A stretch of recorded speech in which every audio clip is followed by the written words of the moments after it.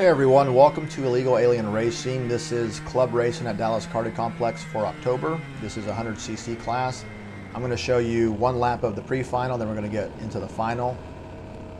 We're kind of gridding up really late here after our warm-up lap, and some people are struggling to catch up and actually don't catch up completely before we start the race.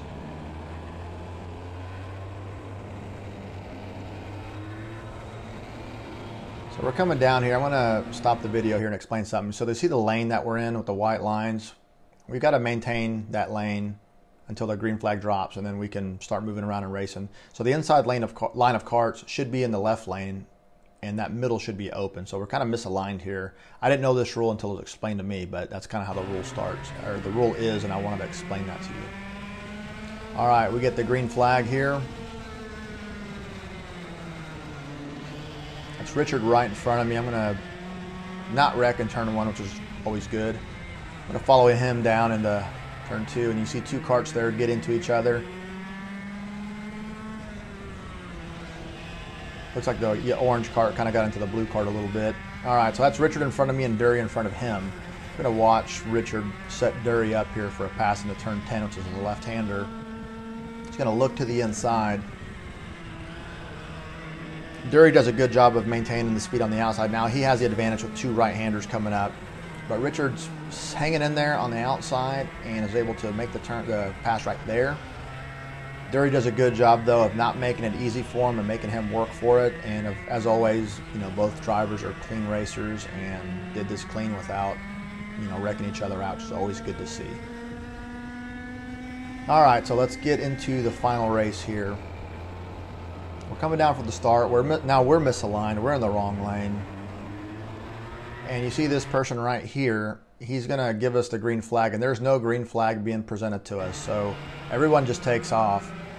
But the race hasn't really started because there was something wrong with the alignment. They didn't like the alignment, so they didn't give us the green flag. So I'll put my hand up, tell people I'm going to, slow down.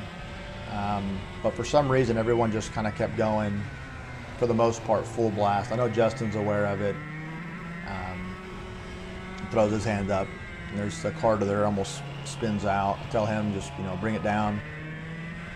Throw the hand up in the air, right there. And eventually everyone figured it out, and we slowed back down and re-gridded up.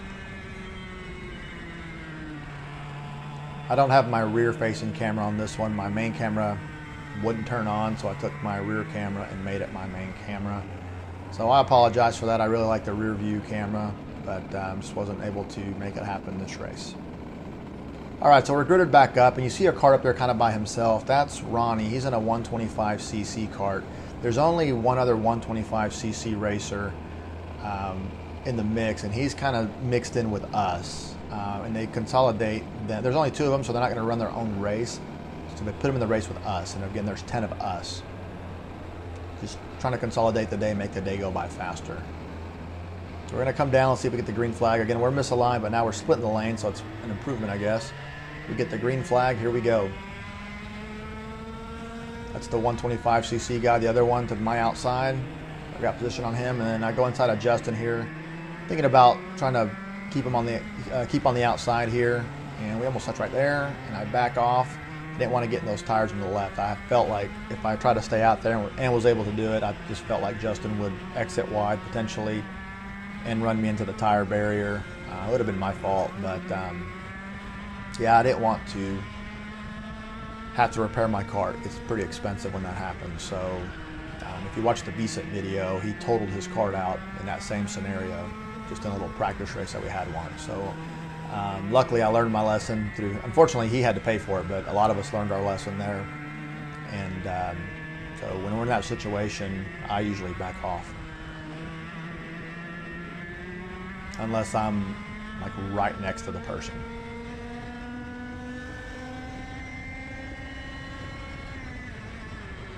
All right, so going to start lap 2. Little gap opened up here. Trying to close that gap and get into the draft with them. And those drivers are all fast, so trying to hang with them.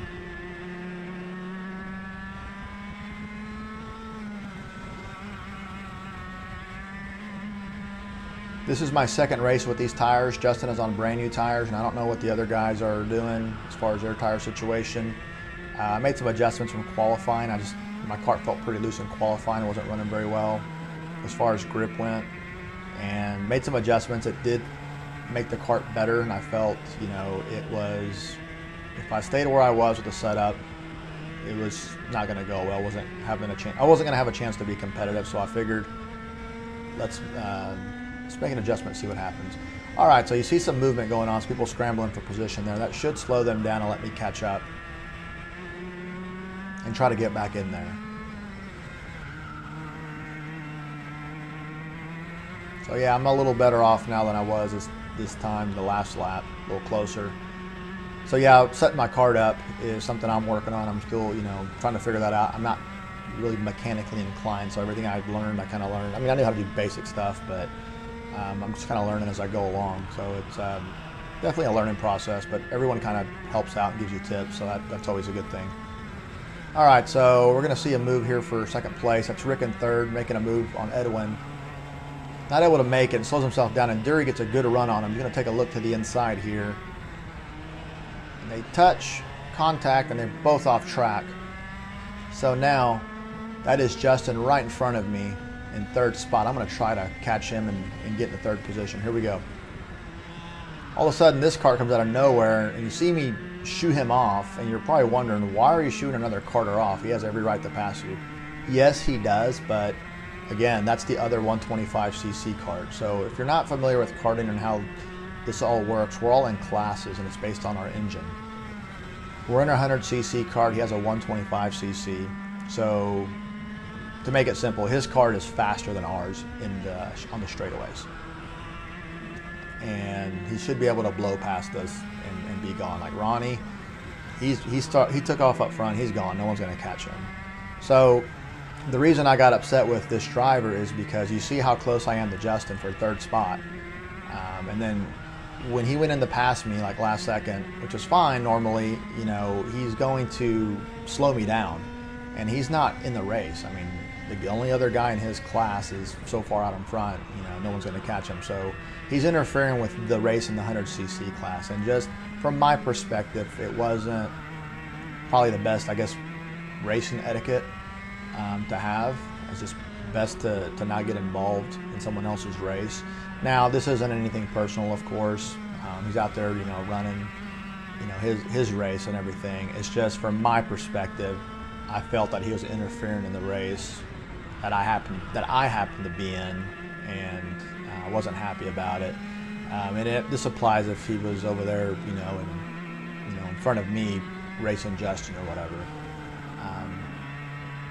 But I talked to him after the race, and he apologized about it. And, you know, again, it's not personal, but at the time, that was a situation, and that's how I saw it.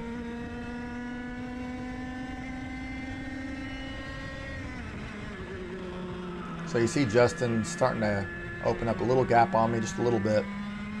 Top two drivers are still in sight there. Usually the breakaway group will just stay in a line and not try to pass each other and just work together. And they're able to go a lot faster. And so usually what the plan is they'll break away, and then with just a lap or two left, they'll start racing each other, and, you know, for the win. And because they broke away so much, the people behind them probably aren't going to catch up, because, you know, once you're racing each other, like I said, you're slowing each other down. But the gap is so big that, you know, people behind aren't going to be able to catch up. So it's kind of usually the plan. And what sometimes people will do is if you want someone to work with you and not pass you, and you're out in front of another carter or carts, tap your helmet, tap the back of your helmet, and you're communicating with the person behind you, hey, please just push me, don't try to pass me. And you won't know if the person behind you is going to agree with your request until you either feel them bumping you constantly, then you know that they agree with you and they're going to try to work with you, or if they don't, you're just going to see them trying to pass you, and that's how you'll know.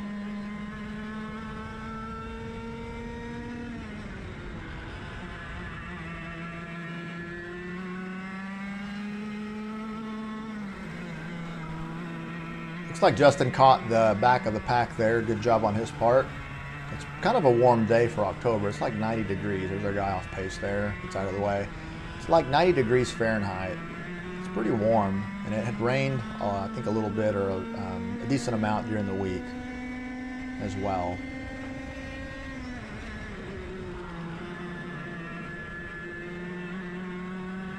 We didn't have a race last month, and I hadn't driven a whole lot this month, so my hands were kind of getting a little tired. I haven't been doing my little grip exercises at home like I should be. So on the straights or here, when I'm not really turning, I kind of loosen up my grip on the steering wheel, let my hands rest.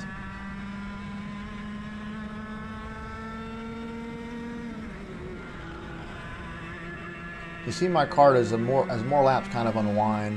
The cart, I seem to struggle a little bit with the handling on the cart, kind of fighting it a little bit. That may be, I may have got the air pressure wrong possibly. Or maybe I just got tired and wasn't driving as well. That's always a possibility.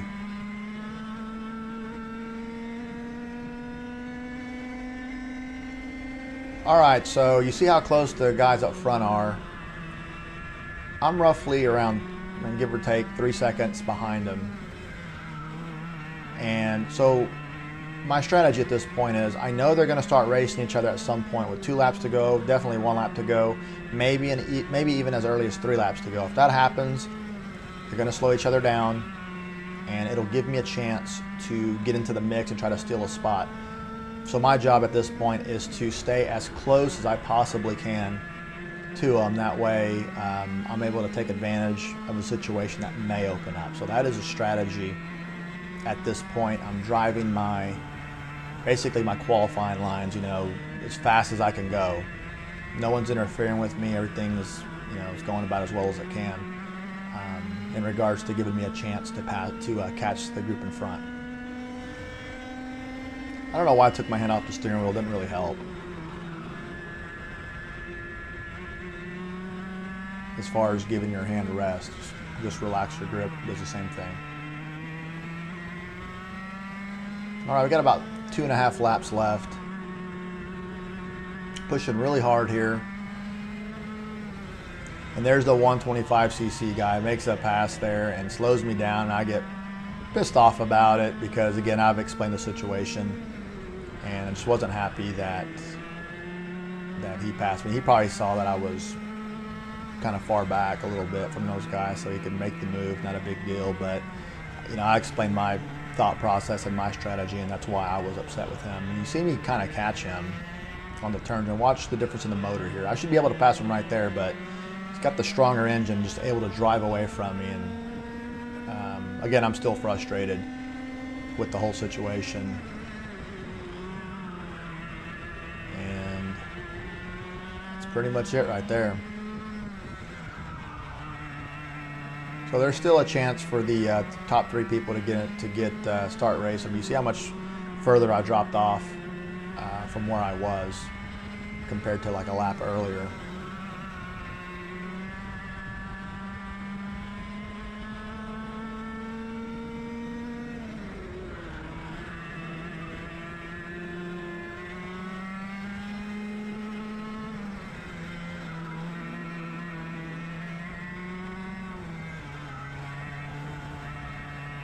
So somebody asked me, and someone asked Justin, like, how the race went, and both of their responses after we talked about it was, you guys take this pretty serious.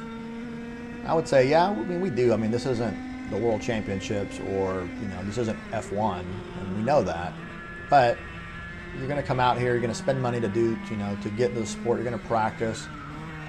There is some pride in what you're doing, of course. Why do it if you're not going to try to do it as well as you can? And we're not out here doing a spin class or a yoga class where there's no competition. We're in a contest, and everyone in here is a contest with everyone else for the most part, and everyone wants to do well. So yeah, it does matter. So when things happen on the track, you can see reactions out of people for that reason. And I don't think anyone gets ugly with each other necessarily, but yeah, we do take it serious, reasonably serious, which I think is the right attitude to have. So I got 4th place, and that's the way the race went. I was just a little frustrated, wasn't able to keep pace with Justin, which I usually am now. And man, he just drove great. And Richard won the race, Edwin got 2nd, and Justin got 3rd. So congrats to them, top 3. Anyways, like and subscribe, and as always, thank you for supporting the channel, and I will see y'all next time. Take it easy.